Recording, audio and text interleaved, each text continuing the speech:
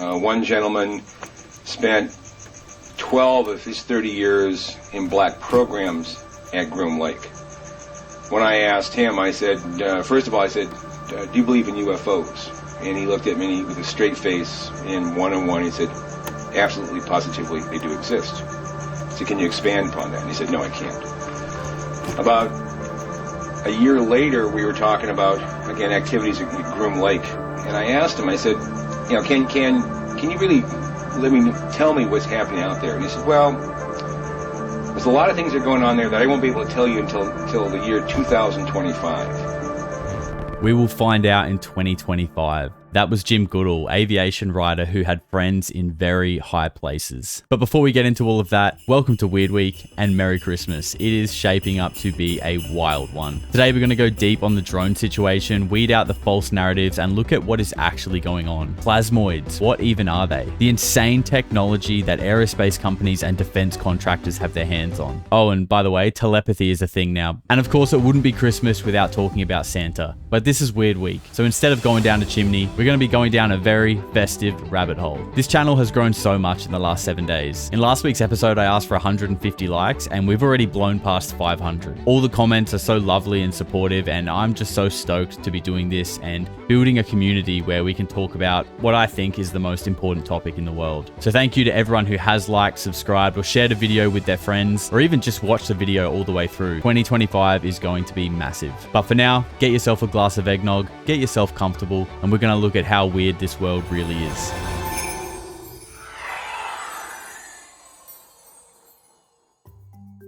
So this drone situation has been moving at a crazy pace, largely just due to the amount of sightings and videos that are getting posted online. I'll always try and repost the best ones that I find, so make sure you're following me on TikTok or Instagram.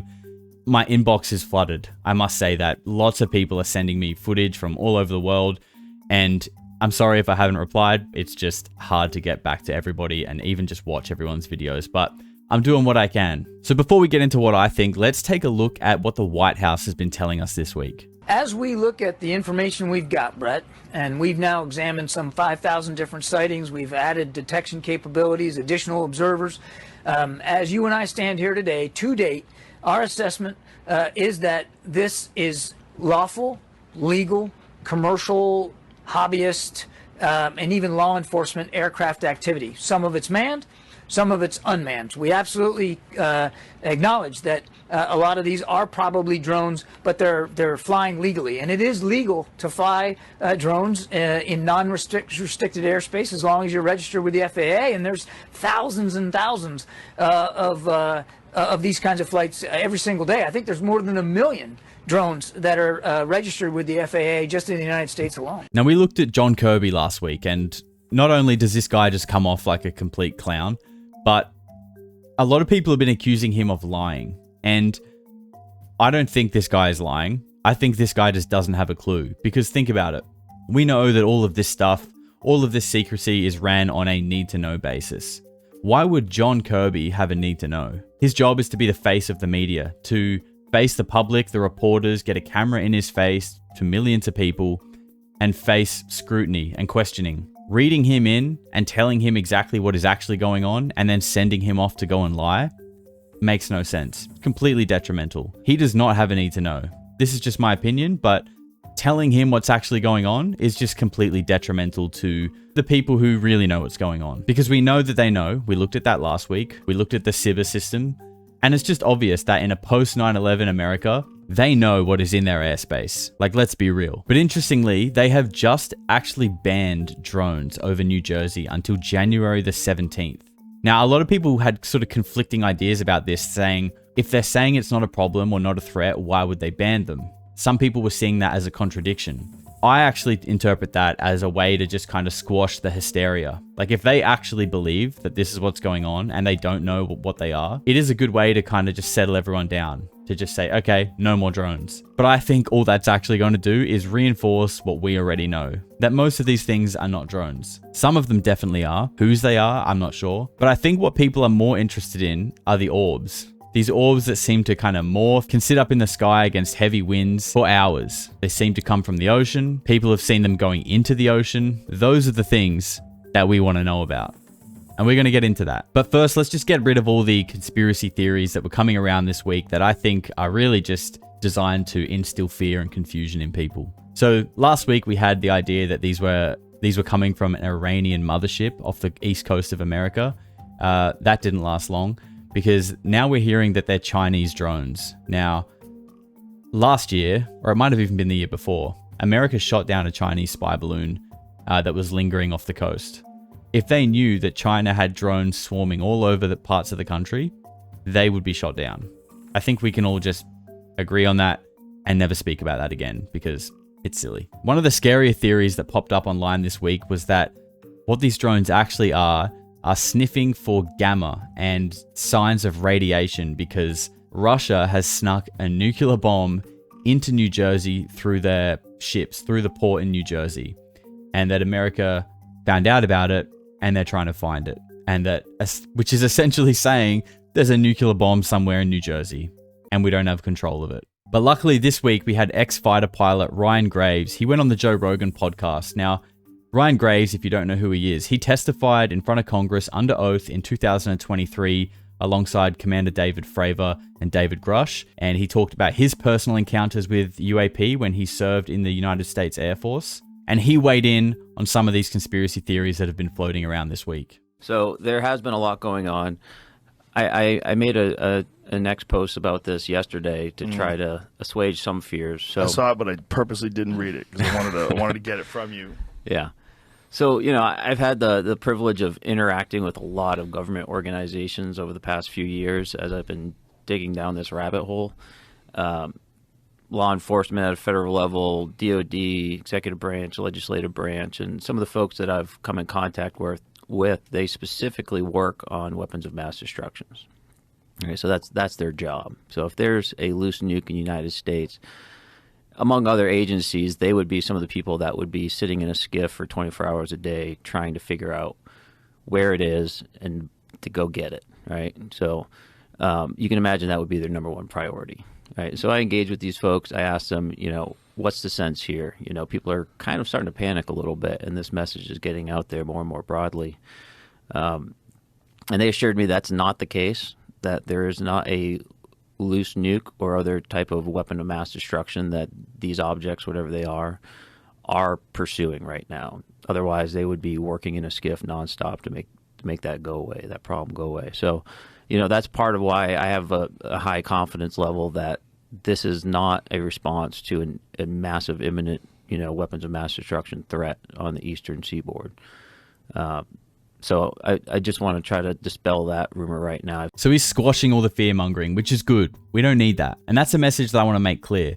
If the mainstream media begins to start telling you that these are a threat and that you need to be scared and that they need to bring in some kind of security measures to protect you, you need to push back against that. Unless you, in your personal lived experience, feel threatened, unless something happens to you that makes you feel threatened, that you see with your own eyes, do not let them make your mind up for you. You should decide if these things are a threat and base that decision on your own lived experience. These things have been up there for weeks now. And at this point, I think it's safe to say that if they wanted to do something, if they wanted to hurt you or hurt anyone, they probably would have by now. So don't let the media, who has big corporations who profit from these kind of things in their pocket, tell you how to feel, especially if it doesn't align with your own personal lived experience. Stationary, they would be around 250 to 350 knots, kind of meandering around the area, not really working together per se, but kind of clearly operating in the same vicinity as one another, right? So we weren't flying in formations necessarily. And we'd even see these supersonic as well, 1.1, 1.2 Mach, typically heading east. And we'd only see them over the water. We originally thought they were radar errors, right? Some kind of software glitch. But eventually we started to correlate these across other sensors, such as our IR FLIR system. Our missile systems would lock onto these. And we'd try to fly up to them to see them physically with our eyeballs. And when we do that, we wouldn't see anything. We come within about 500 feet of these objects. All our sensors are pumped into our helmet, augmented reality style, and it would tell us exactly where to look, and boom, we'd come right past this object, and there'd be nothing there.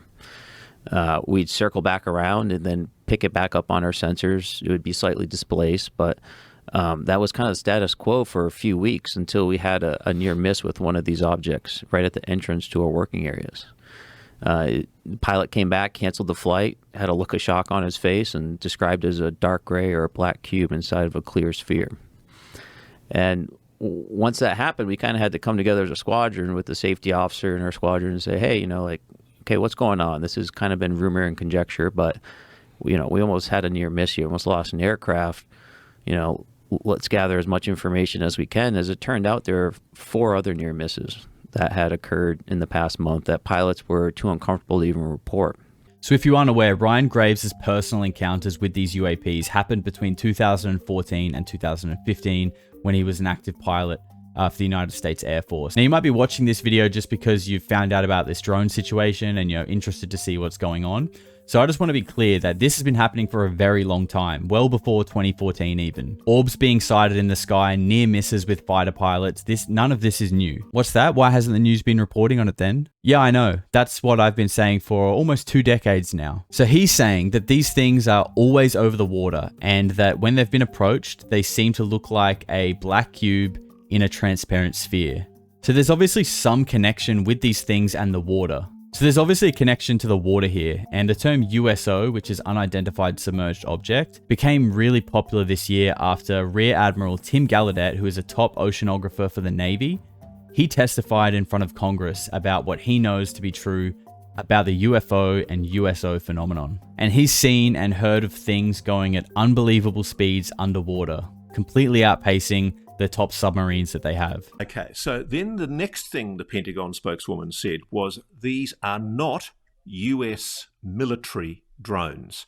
And it was interesting because the reporter's question actually asked about whether these were American drones, and she answered these are not US military drones. Because during what we call national security events, agencies in the U.S. government can borrow equipment from other agencies and organizations. So you might have a military drone being used on Tuesday, but it gets loaned over to the Department of Energy on Wednesday, and it is no longer a military drone. It is now a Department of Energy drone. I found this clip from Reality Check this week really interesting because what they're talking about is how the US government might be dancing around with their words. When asked if these are American drones, they respond by saying they're not American military drones, which could mean that they're from somewhere else within the American government, like the Department of Energy. Now, it's been said for a long time that the UFO secrecy and the technology that comes along with it has been wrapped up in the nuclear program ever since the Manhattan Project with Robert Oppenheimer and the development of the atomic bomb. People like David Grush, Chris Mellon, they've all said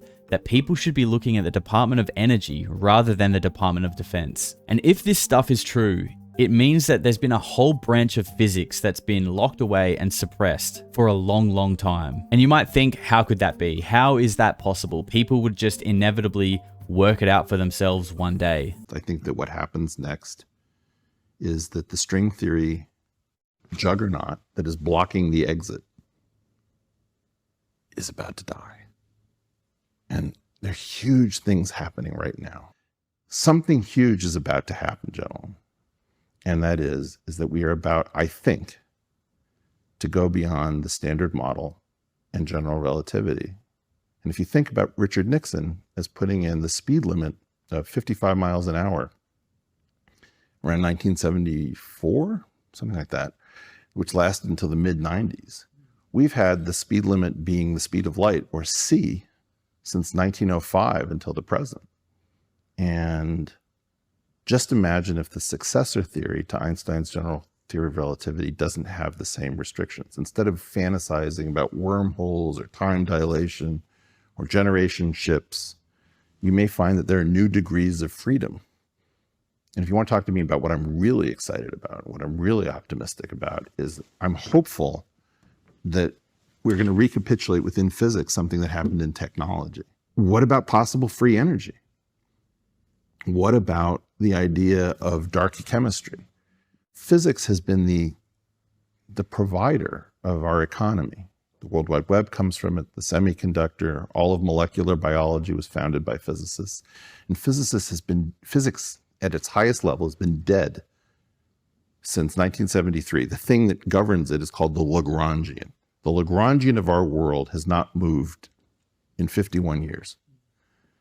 And 40 of those years have been taken up by string theory blocking the exit. Eric Weinstein has been saying for a long time that string theory has felt like an intentional misdirection that's failed to deliver on anything. And I love how he talks about a seatbelt there and a speed limit. To summarize quickly, he believes that string theory was intentionally developed to lead us down a dead-end path of science, to throw us off the scent. While the top scientists who worked on highly classified black projects with aerospace companies contracting for the DOE were actually looking at gravity manipulation, cold fusion, dark matter, bending space and time. Here, you guys take this. Here's string theory. That'll get you somewhere for a little while. In the meantime, we're going to be over here. We don't want you going past what we can't control. So here's your seatbelt. Now let us get back to the real work. So string theory began taking shape in the late 1960s, and by the 1980s, it was pretty much well established and widely accepted. Now we're going to watch a quick clip here from Mark Andreessen, who is a venture capitalist and a software engineer who actually invented the very first commercially used web browser.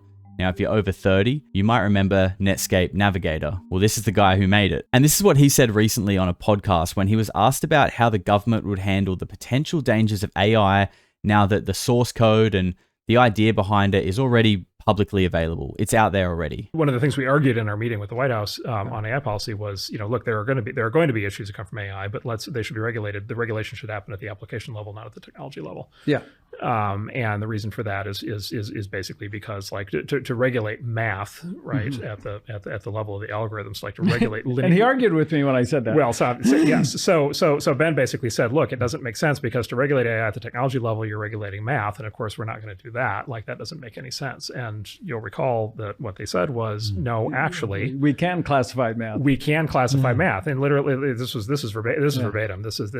We classified whole entire areas of physics in the nuclear era and made them state secrets, like of the like theoretical physics, science of physics. We classified them and made them state secrets, and that research vanished. And we are absolutely capable of doing that again for AI. We will classify any area of math that we think is leading in a bad direction, and it will end.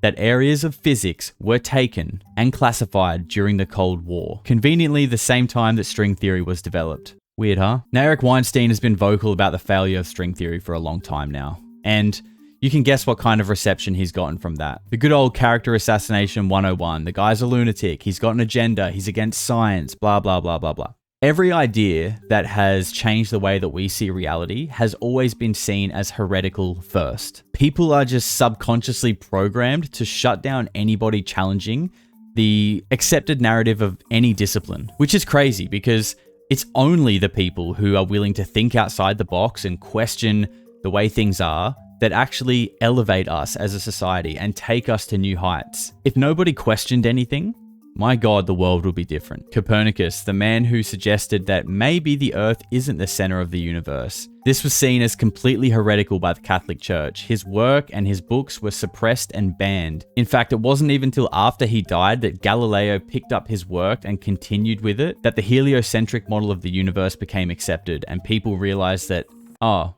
we aren't the most important thing in the world. The world doesn't revolve around us. Louis Pasteur was demonized by the entire medical industry and touted as a fraud for suggesting his germ theory of disease, which was a complete contradiction to the very well-established idea that disease was a spontaneous part of divine punishment. And it was only about 200 years ago, that's not that long in the scheme of things, where the general consensus was that women were just biologically dumber than men. Like, seriously. Someone had to step up and argue against this. And of course, everyone hated them for it. So it just blows my mind how suddenly we think that we have everything worked out and that anyone who maybe suggests that we don't is a clown or a lunatic or a crazy person. Like, to be so self-absorbed that you think you were born at like the perfect time where everything is solved, science has been completed, we've got it all figured out. Wake up to yourself, honestly.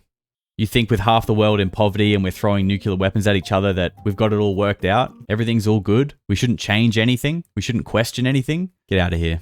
So then you look at like faster than light travel, like can they get here? You don't even need that assumption. But Miguel Alcubierre, a Mexican postgraduate student, University of Mexico, in 1994, solved Einstein's equations for an effective faster than light mechanism. NASA's looked into this. There's no dispute that the solution is a valid solution. So it requires this thing called negative energy to work.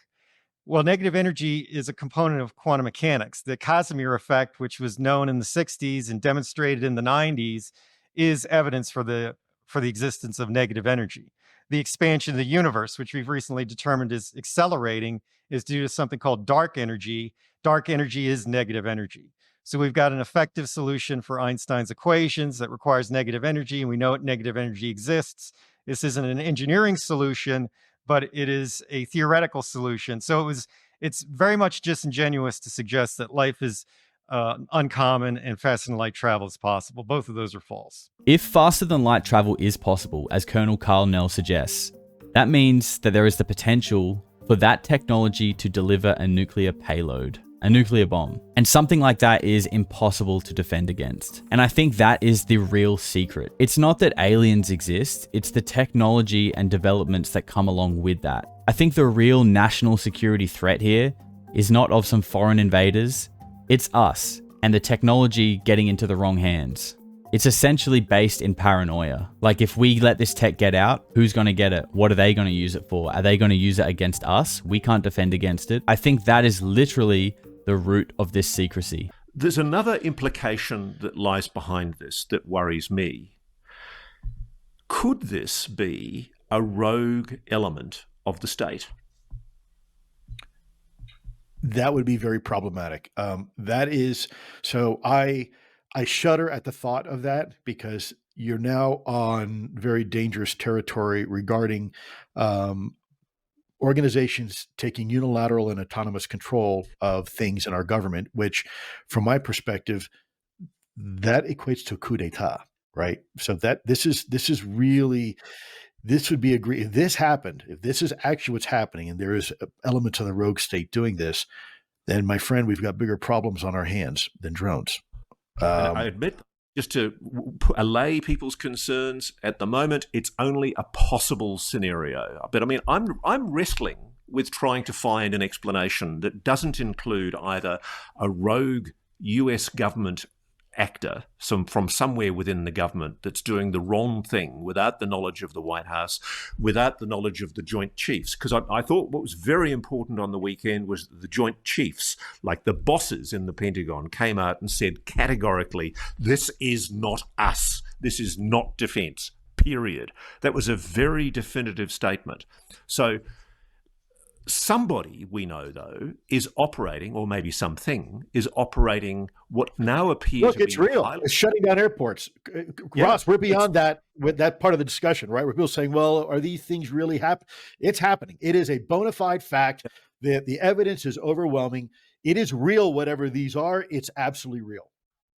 Right. And so if it's not foreign adversary rivals, if it's not the US military, the only possibilities that remain, tell me if you disagree, are rogue government actors or rogue non-government actors, somebody with the resources to be able to build such advanced technology and deploy it with apparent impunity over the United States and many, many other countries. Or the third option is it's non-human.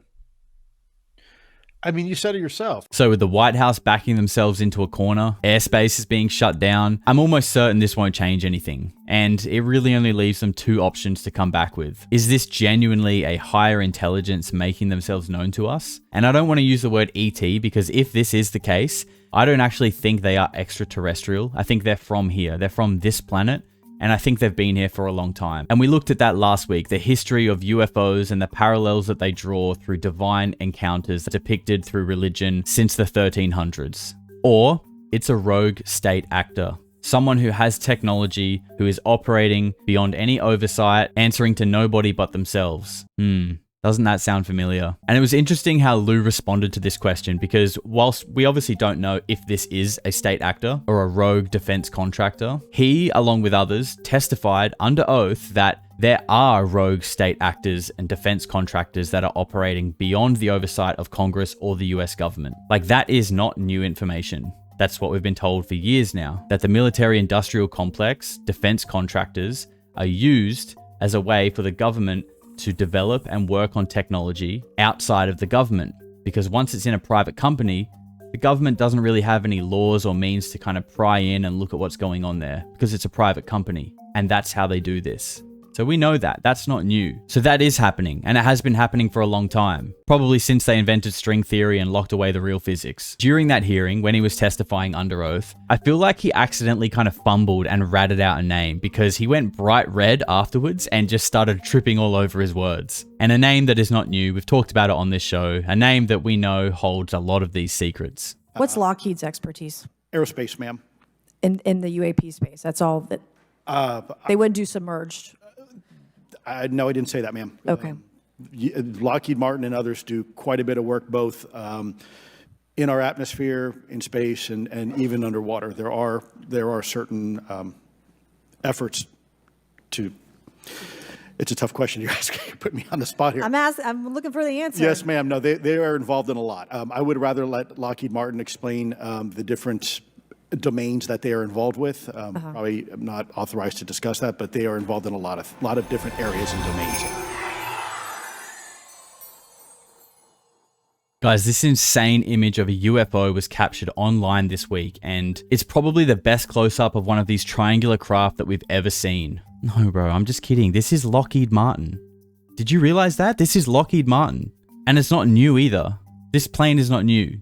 And it's a drone, by the way. This is a UAV, unmanned aerial vehicle, and it's a drone. And apparently this has been public knowledge for a while now. So this is the kind of stuff coming out of Lockheed Martin's Skunkworks division. This here is the RQ-170. It's an unmanned aerial drone, and the only reason I think that we know about this is because Iran captured one, and it was not public knowledge that the United States were using this before that. So in 2011, the United States were flying one of these over Afghanistan or Iran, and they literally hijacked it. Because it's an unmanned vehicle, they used some kind of counter-drone technology and essentially took control of this drone and landed it in Iran. And they allegedly then reverse engineered it and have started developing their own technology based on that craft. And it says on Wikipedia that America asked for the drone back. I just find that so funny, like, I'm really sorry for spying on you, but can I have my drone back, please? So the info on this thing is kind of limited, but what we can find is that it was apparently introduced in 2007, which would mean that this thing was being developed in the 90s. And this obviously kind of let the cat out the bag for us. But I wonder how Russia and Iran kind of felt when they found this thing. Like, were they also like, holy fuck, they have UFOs. They are the UFOs. So we're going to go on a bit of a Lockheed Martin deep dive this week, and I'm going to take you through some of the crazy aircraft that have come out of the Skunkworks division. And these things are just mind-blowing in itself. But when you look at the dates that these things were manufactured and then retired, it makes me feel that like 99% of the things that people see in the sky are just wild defense contractor technology. And again, the government, who has no oversight over these companies, is trying to work out what UFOs are and what's going on, when really it's all coming from the companies that they don't have any oversight over. Like, before doing this little deep dive that I did, I thought, okay, 50-50, some of these sightings are genuine alien craft and the other 50% are probably some kind of technology we don't know about. After looking at this, I honestly feel like it's probably more like 90-10. And that most of the stuff that we see is ours, and it's just unbelievable. Now, that doesn't take away at all my belief in the existence of other higher intelligence, non-human intelligence, but I think there's a good chance that most of what we see is probably us. But that technology is based on things that are not ours. I mean, think about it. Imagine what this thing looks like from the ground. It's a flying boomerang, a shape that is widely spoken about in ufology. And this is all just on Wikipedia, by the way. You can all go look this up. Before we do look at some of these wild craft, I want to show you the man who oversaw them all and some of the wild statements that he said before he passed away. Ben Rich was the director of the Skunkworks program up until 1991. He was known as the father of stealth and responsible for most of the aircraft that we are about to look at. In 1993, 2 years after he retired and 2 years before his death, he gave a speech at the UCLA Engineering School, and some of the quotes from that speech have been cemented in UFO lore and mystery ever since. Ben shared a slide set of about 40 slides of different things, starting with the U-2 spy plane, going all the way up to the stealth fighter at that time, mentioning that he couldn't talk about the other secret stuff. But when he ended his talk, he had a slide of a black disc zipping off into outer space. And he ended his talk with these words: "We now have the technology to take ET home." And we asked him questions about it. You know, what did you mean when you said we have the technology to take ET home? Ben shared three major things that I think are worthy of research by researchers worldwide at this point in time. The first was we've somehow figured out how to do interstellar travel already. It's known. The second point he made was that there was an error in the equation. The third thing he said was, how does ESP work? And I was really kind of startled because I didn't know what to say. But I blurted out, I don't know, all points in time and space are connected. And he looked me back in the eye and he said, that's how it works. An error in the equations. I wonder if he's talking about string theory. Okay, so the RQ-170 drone was a bit newer. We're going to wind it back a little bit and kind of work up to something that's a little bit more recent. This is the SR-71 Blackbird. And I mean, just look at this thing. It looks like a Star Wars ship or something. You might be thinking, okay, yeah, it looks kind of crazy, but it's not that different from a plane.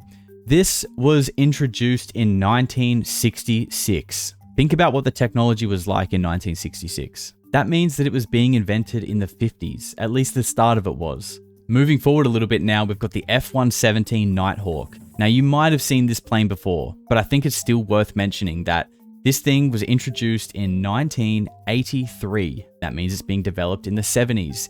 It still today looks like an insanely advanced craft that, from looking at it, how does that fly? Where is the engine? Where is the, like, what is going on there? Again, imagine what these things look like from underneath. And like Lou mentioned, it's not just aircraft. They do boats as well. And this is the Sea Shadow.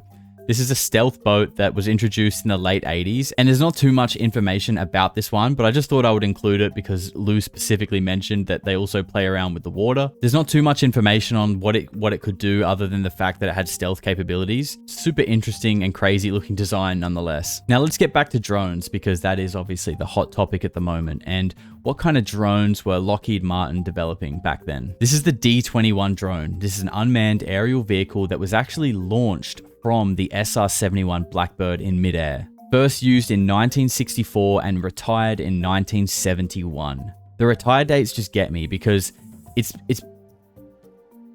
it's being retired, it's because it's become obsolete, meaning that they've developed something that's just way better. Now this one is hilarious. This is the Lockheed Martin Cormorant, and you can probably tell straight away that it looks like a bird. That is intentional. Now, apparently this project was cancelled, but I wanted to include it because it shows you the nature of their developments. It's about deception, about making you think you're seeing something else. This was an unmanned drone that was designed for reconnaissance and to be launched from the ocean out of a submarine, and it was modeled after a cormorant bird, hence the name. Wild. And whether it's been cancelled or not, it's a look into the mindset of these guys. Their job is deception and stealth. And if this one was cancelled, I'm sure they started working on something else. The SR-72, so this is the successor to the first one we looked at, the SR-71 Blackbird. However, this is an unmanned vehicle. Again, it's a drone. There isn't much information about this vehicle other than in 2018, Lockheed Martin executives said a test version of the SR-72 should be able to fly by 2025. Now, quickly moving away from Lockheed to another defense contractor, just for a split second,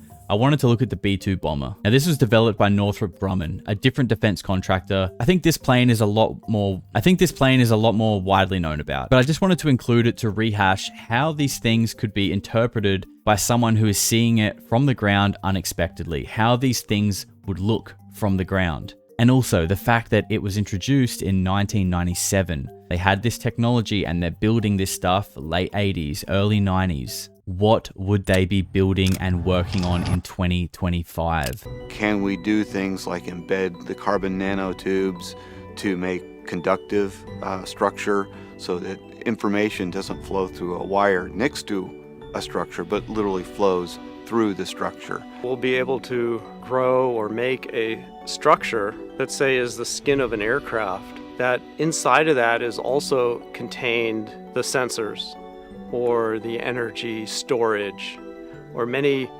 different multiple functions. New materials that are on the lab bench right now, they can literally change shape on command. They can become almost a muscular material.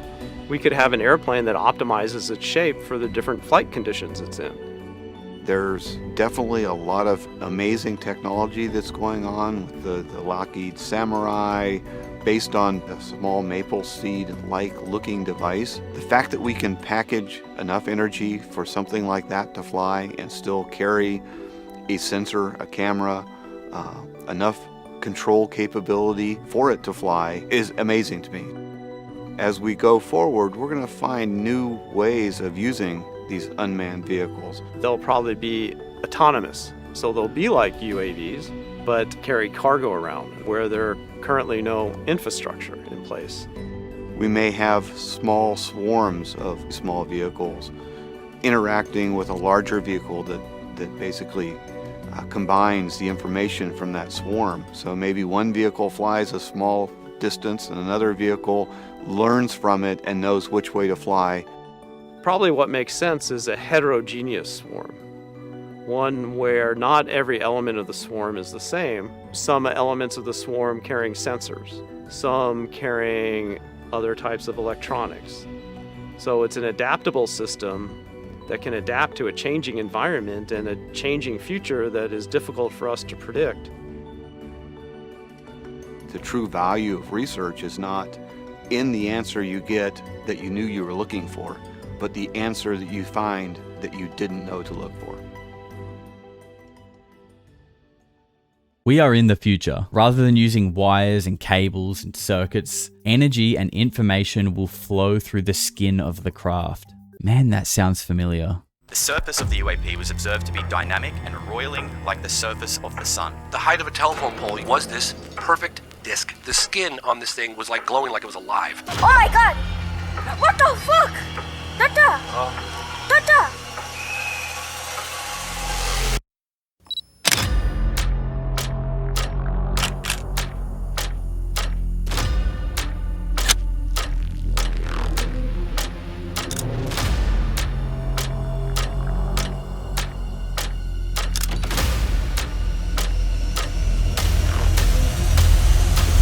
Now, at the beginning of this video, you saw a little clip from a 1999 interview with Jim Goodall. Now, it was widely known that he was very close with Ben Rich. I think it's pretty safe to assume that that is who he's referring to in this 1999 interview. Jim Goodall was an aviation writer. He was the first person to ever publicly speak about the F-117 Nighthawk, and he was talking about and investigating Area 51 well before anybody knew who Bob Lazar was. And I think that's largely due to his connection with Ben Rich and Lockheed Martin.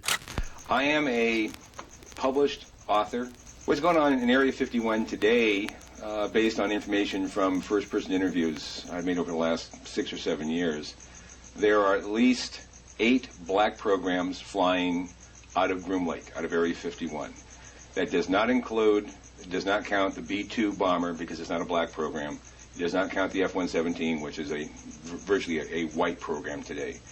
There are at least 2 very, very high-speed aircraft that have been reported since 1982 is when we've heard the first reports of them.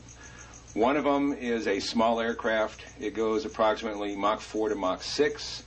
There's an aircraft that has been tracked out of the Bay Area TRACON in Oakland, California by the Federal Aviation Administration Center at least 8 times since 1986. Flying in excess of 10,000 miles an hour going through controlled airspace, and a very, very large aircraft at that. Besides the 2 high-speed aircraft, there is a stealth or low observable electronic warfare aircraft. It's been referred to as Excalibur. There is an aircraft that is designed to fly very, very high, but very, very slow and very, very quiet. There's been some rumblings or reports as a flying triangle, much like the canceled McDonnell Douglas General Dynamics A-12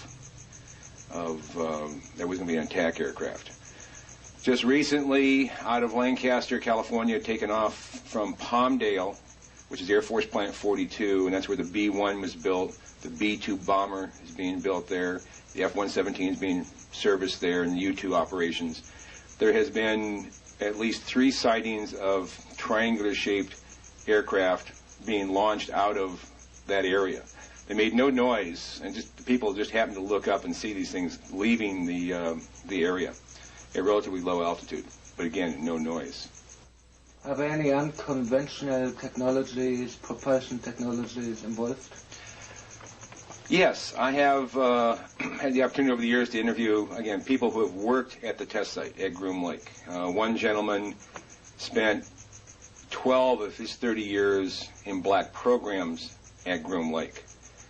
When I asked him, I said, first of all, I said, do you believe in UFOs? And he looked at me with a straight face in one-on-one. He said, absolutely, positively, they do exist. I said, can you expand upon that? And he said, no, I can't. About a year later, we were talking about, again, activities at Groom Lake. And I asked him, I said, you know, can you really tell me what's happening out there? And he said, well, there's a lot of things that are going on there that I won't be able to tell you until the year 2025. But we have things in the Nevada desert that would make George Lucas envious. Another individual who was an NCO, an E9, which is the highest grade you can get as an enlisted man. He's a chief master sergeant in the Air Force. Was a safety specialist. He had 3 different tours of duty at Groom Lake on various programs. Now, he had no connection with my friend who worked on the other black programs. We were talking, I interviewed him at Nellis in 1985, 86 time frame. And I said, what's out there? And again, he looked me straight in the eye and he said, we have things out there that are literally out of this world. I said, explain. He said, I can't. But trust me, see, we have things that are better than Star Trek. We will find out in the year 2025. He sounded specific with that. When we look at what's going on around us, I think it's very hard to say that this was just some kind of guess or an accident. Perhaps this has been planned for a very long time, and I think 2025 is going to be a crazy year.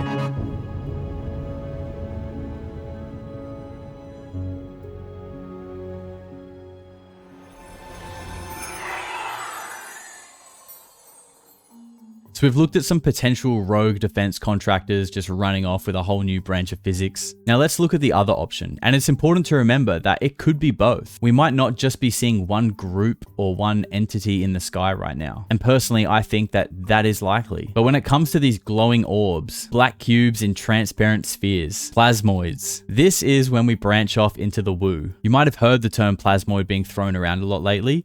And this is the scientific label that's been given to these glowing orbs. And now there's been a paper that's been written about them as well. So this article on plasmoids was published on the Scientific Research Publisher website. I'll make sure I leave a link to that in the show notes below. Now, just because it's on a scientific website in a fancy article, it doesn't mean it's true. This is research. These are the ideas and theories and finding of a group of scientists. Now, while you take a look at some of the plasmoids and orbs that we've been seeing in the sky, I'm going to read to you the abstract to try and give you an idea on what the term plasmoid actually means. As documented by NASA Space Shuttle films and detailed in this report, self-illuminating, pulsating, plasma-like UAP have multiple shapes and sizes, are attracted to electromagnetic activity and travel at different velocities from different directions, making 90 to 180 degree turns, colliding, intersecting and piercing other plasma, and have been filmed by US Navy personnel and US Customs Border Protection flying above and diving below the ocean. By NASA following, circling and hovering near the space shuttles, satellites and International Space Station, congregating above and descending into thunderstorms and the lower atmosphere. This air corridor is favoured by commercial and military aircraft, and this may account for reports of UAPs following, harassing, chasing, and toying with aircraft. Plasmas also have explosive properties, negatively affect electronics and mental activity, possibly inducing hallucinations of alien abductions. Pass through glass, plastic, metal, and enter the cockpits of airplanes that have been observed by astronauts inside spacecraft. It's hypothesized that given their propensity to collide, plasmoids may be responsible for at least some unexplained, inexplicable aircraft disasters. Thunder and lightning storms are the main drivers of Earth's GEC and direct positive currents into the ionosphere, which attract plasmas. The troposphere also has a positive charge, and the ocean surface under white water and turbulent conditions develops a positive charge. We hypothesize that this accounts for sightings of UAP in the lower atmosphere and soaring above and diving into the oceans. including, as reported here, shape-shifting UAP replicons that split into or generate additional shape-shifting UAPs as filmed by NASA and US Customs. Plasmoids appear to purposely interact and engage in complex behaviors, and it is suspected that they are sentient and represent a fourth domain of life. Although plasmas in the lower atmosphere may be responsible for UAP sightings over the centuries, including those that appear to battle over cities and follow and harass military ships and planes, plasmoids cannot account for all UAPs, which may include extraterrestrial spacecraft from other worlds. Shape-shifting, splitting into two, combining into one, hovering over the water for hours, going into the water. These match all of the descriptions that we hear about UAP. The Foo Fighters in World War II. The orbs that appear over bases and turn off nuclear weapons. They seem to take a particular interest in us when the world begins to escalate into extreme conflict. And the nuclear clock has never been closer to midnight than it is right now. You want to start reaching out to help our fellow human beings prepare for this, because this is going to have huge repercussions on the geopolitical structures of our planet, the economy of our planet, the religious institutions of our planet, the domestic political institutions that we have. We have to work together to be able to maintain as much agency, as much sovereignty as we can possibly legitimately maintain in the face of the revelation of the existence of this extraterrestrial civilization. You know, the fact of the matter is they seem to be preparing now to potentially intervene directly to stop the thermonuclear war and to stop the total devastation of our ecological systems on our planet. Okay, and that means that the intervention is going to reveal their presence. And that's what's motivating a significant number of people in the Pentagon right now to be coming forward, trying to establish a systematic process for a controlled disclosure about their presence. Because they believe that if in fact this is put off and the Defense Department continues to lie about this, then what's going to happen is when the intervention takes place on the part of the extraterrestrial civilization, is going to be totally disruptive. That people are not prepared for it, that they haven't prepared to know how to respond to it economically, politically, geopolitically, religiously and theologically, you know, and philosophically. This is something that needs to be done at the academic level. All of these departments have to mobilize now and start to prepare our people for this intervention, this getting ready to take place. Okay, we want this to be as amicable as possible. We want to get on famously with the extraterrestrial civilization. We don't want to lose our sovereignty. We want to be able to maintain as much self-governance and control as we can on our planet. But the fact of the matter is that we have made the mistake of allowing 0.1% of the elite on our planet to take over and continue to run things for their own primary advantage. We are the beneficiaries, for example, here in North America, of a lot of the trickle-down theory of the advantage that we get from their elite rule. But the bottom line is that elite rule has led us to the edge of thermonuclear war right now. So that was Danny Sheehan. He's an American constitutional and public interest lawyer, and that was him speaking on behalf of the New Paradigm Institute to Yale University. Danny Sheehan's worked on some pretty insane cases across American history, and I feel like he's probably got some pretty interesting connections. He'd definitely be in a place to know a lot more than the average person. And he really echoes exactly how I feel. He believes that these things are here to intervene because they can see that we are on the brink of destroying ourselves, and we don't realize that something else lives here. Something else shares this planet, maybe in a way that we don't understand. It's probably more like a relationship between a zookeeper and the animals. Zookeepers don't really care about the inner workings of a monkey, but if the monkeys start fighting and trying to kill each other and destroying the zoo, then they're probably going to step in and break everything up. I really think that's what we're seeing here. When it comes to the drone and the craft and the things that are genuinely looking like vehicles, I feel like for the most part, they're probably ours. But these orbs, these sentient plasma life forms, represent something higher. Now, I don't necessarily know or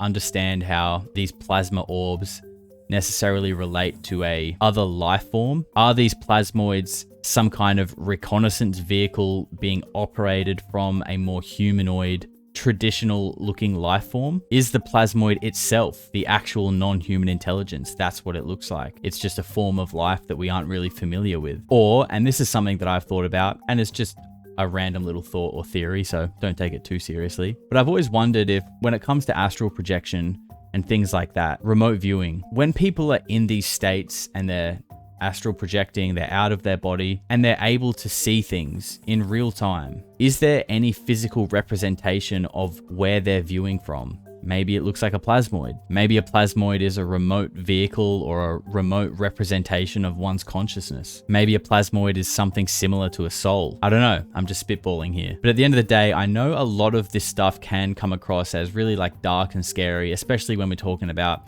you know, doomsday scenarios, which are manufactured by humans, by the way. We've never had an Independence Day. We've never had an alien invasion trying to attack us. All of the imminent dangers that we face in our daily life, we have created. So important to remember that. So let's wrap up plasmoids and UFOs and aliens on a good note. And remember that they've been turning off nukes for a long time. So I really don't think they're going to let anything bad happen. So I wanted to shout out this podcast last week. I didn't get a chance because we ended up just kind of doing a big UAP drone special.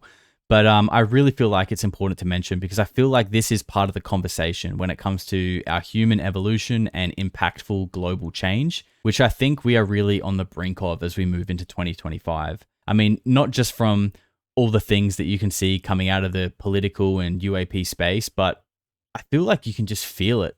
And I'm not the only one who's saying that. You can feel that the world is about to change massively very soon. So the Telepathy Tapes have been documenting people with non-verbal autism, and they seem to have this flawless ability to read minds. And this isn't just like a once-off or like a handful of them were able to do this. They're conducting these controlled tests, and all of them seem to be having like 97% plus hit rates. Some of them are 100%. Some of the parents are able to ask a question in their mind and the kid responds accurately. It's honestly wild. Check this out. My son said to me, "I can hear thoughts." And I said, "Impossible." And he said to me, "You don't get the kind of gifts that I have if you lie." Let's please multiply two numbers and see if he gets it. Okay, what is it? 9, 0, 0. Unbelievable. 1. Maybe shuffle again, Dr. Powell. Oh. Plus 2. So he got the plus, too. I was wondering, because I was looking at the 2 the whole time and I saw his hand going somewhere else. What is this phenomena happening? Why are his mind and my mind completely connected? I knew that a lot of people would think, boy, Diane's gone off the deep end. But that's the risk any scientist takes when they challenge the current paradigm. Joining us today to shed some light, Dr. Diane Powell. I'm working with children who have been reported by a parent to be able to read their mind. The data was so... Oh, and what are we supposed to do? We can't all be crazy. We are far more powerful than we can imagine, and the implications are huge for humanity and the planet.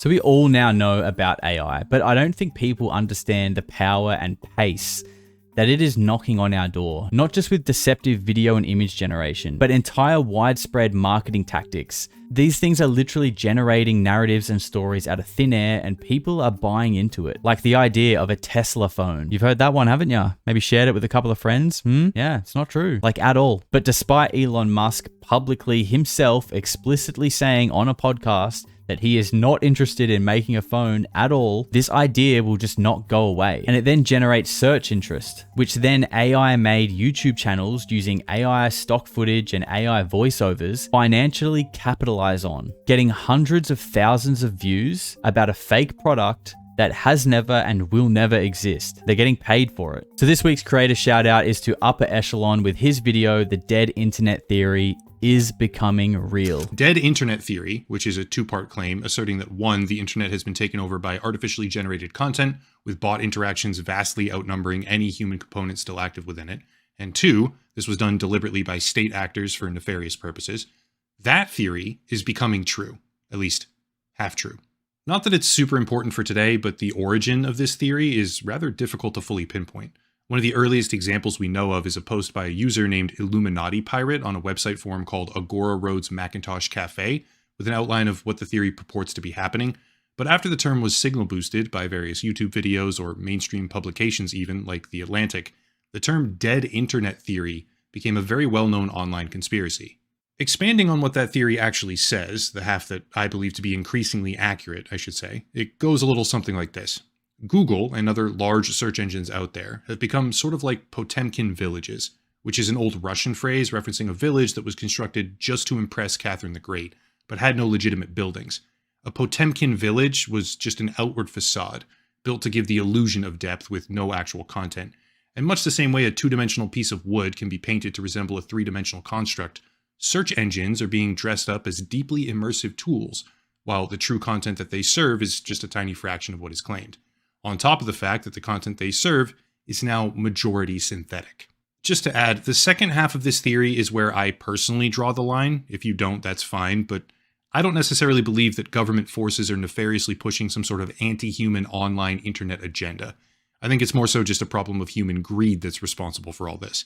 But for the purpose of today's video, I want to make the argument that the first half of the dead internet theory, if not true already, is rapidly becoming true, with very few adequate countermeasures in place to stop it. Don't get me wrong, there are some countermeasures in place. I'll even have evidence of that in real time later on in this very video, but the overall trend that we see is completely skewed. So much so that entire Google search trends are now being primarily driven by self-perpetuating dead internet theory content. So make sure you check that out. I'll leave a link to that in the show notes. And honestly, let's all agree to boycott AI videos in 2025. Or at the very least, don't just eat it up like it's truth. If you can't see a person's face on the video who's giving you the information, who you know is real and authentic, maybe try and find some information elsewhere. Don't just eat it up like it's truth. Remember, critical thinking, discernment. Is this real? AI is a thing. Come on, we've talked about this. Now, as I promised, we would end this episode with a little Christmas-themed rabbit hole. You may or may not have heard that Coca-Cola is actually responsible for creating Santa. Now, that's not entirely true because Santa and Saint Nick existed a long time before Coca-Cola did. But the soft drink company is responsible completely for what Santa Claus looks like. So just to give you a little bit of background, Santa, who is also known as Saint Nicholas, goes right back to 240 AD. And he's someone who was known for giving away his wealth to the poor. He was a good guy. And this was a story that was interpreted in many different ways depending on where you're from. In Germany, he was Christ kind. In England, it was Father Christmas. And in Italy, it was La Fofana, who was a witch who came down your chimney. The idea of Santa Claus was first introduced to America in 1774 after a newspaper article was written about Saint Nick. But still, it wasn't even until the 1820s that stores started advertising the newly named Santa Claus along with Christmas and paying people to dress up in his costume for their stores. In 1890, this trend continued on to the Salvation Army, where they paid people to dress up as Santa and collect donations. This is where the famous red Salvation Army bucket came from. So if we jump forward now to 1929, the beginning of the Great Depression, Coke was considered a pharmaceutical drink at the time. It was marketed as a brain and nerve tonic, largely because it had a little something in it that zapped and buzzed those nerves real hard. But they wanted to rebrand. They wanted to find a way to keep the company alive. They had used Santa in their marketing a little bit through the 20s, but at this stage, there was no concrete idea of what Santa actually looked like. Sometimes he was wearing green, sometimes he wasn't. Sometimes he had a crown of jewels on his head, sometimes he didn't. Sometimes he was tall and skinny, sometimes he was fat and short. It wasn't until 1930 that the first depiction of what we consider Santa Claus looking like today was born. And this robust, jolly red man was met with an overwhelmingly warm reception. The people loved it. And Coca-Cola saw this response and they decided to grab it and run with it. They commissioned artists to create paintings depicting Santa Claus drinking Coke from a nice cold glass. They even rebranded their own color scheme to match Santa Claus. That's why Coke is red today. And over the years, these designs have varied a lot. And over the years, the designs of Santa and Coke have varied a lot, but the core elements have stayed the same. And that is how Coca-Cola became synonymous with Santa Claus. So Coke didn't necessarily invent Santa, but they had a massive hand with determining how he looks today. Now look, I know that's not as interesting as rogue governments playing with reverse engineered alien technology, but It's Christmas, and I promised I'd give you something. I hope you've enjoyed the episode, guys. Thank you so much for all the support. If you have made it this far, let me know by dropping a comment and include the word plasmoid. Doesn't matter if it doesn't make sense, just drop it in there, because I'll know that I know that you made it all the way through the episode, and that means a lot to me. And while you're there, drop a like. It's free, and it's the easiest way you can support the channel. So Merry Christmas. I hope you all have a great holiday with your family. Eat all the food. You can start exercising in the new year. Don't worry about that. Enjoy yourself. Be kind to each other, support your mates, check in on your mum and dad, and I'll see you next time.